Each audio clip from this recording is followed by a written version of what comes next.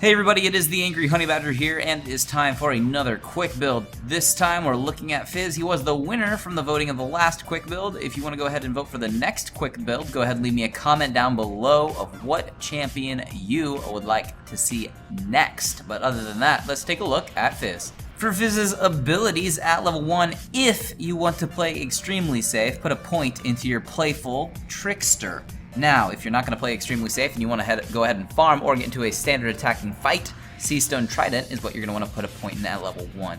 At level 2, then you would put a point into your Playful Trickster, and you're going to max this out first. At level 3, put a point into your Strike and max this out second. And then as for your W, which was your Seastone, which you put a point into at level 1, you're going to max this out last.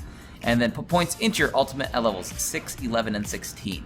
For his runes, I take my AP mid page, which consists of magic penetration marks. For the seals, that's either going to be health or armor, depending on who you're going up against in lane. Then for your glyphs, you're going to want AP per level.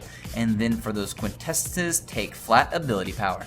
The Masteries page is a little bit different for Fizz. I actually take my AP no mana page, but that's because we're not actually worried about his mana as much on Fizz. We really want a little bit more defense on him because of his melee range. So we take his 21 in the offense and 9 in the defense. And as for the items that I take when I play Fizz, at level 1 there's a couple options. You can either start off with the Crystalline Flask and some pots and then a Warding Totem, or you can start off with the Doran's Ring and pots and go that way. Your early trips back will consist of a Sheen, that Wisp, and your boots, because early you're going to definitely want to pick up the Lich Bane. That's where he's going to get core damage spike early.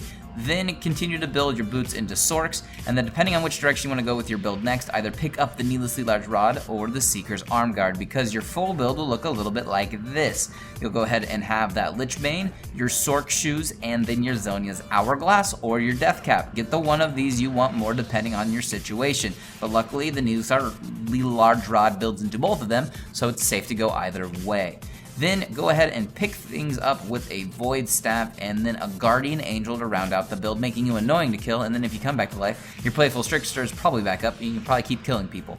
Then, as for some sides, in case you want to pick up something different instead of one of these items, or maybe not that Guardian Angel, you can go with a Morellonomicon, which is pretty helpful and does grant you some cooldown reduction, which is nice on Fizz.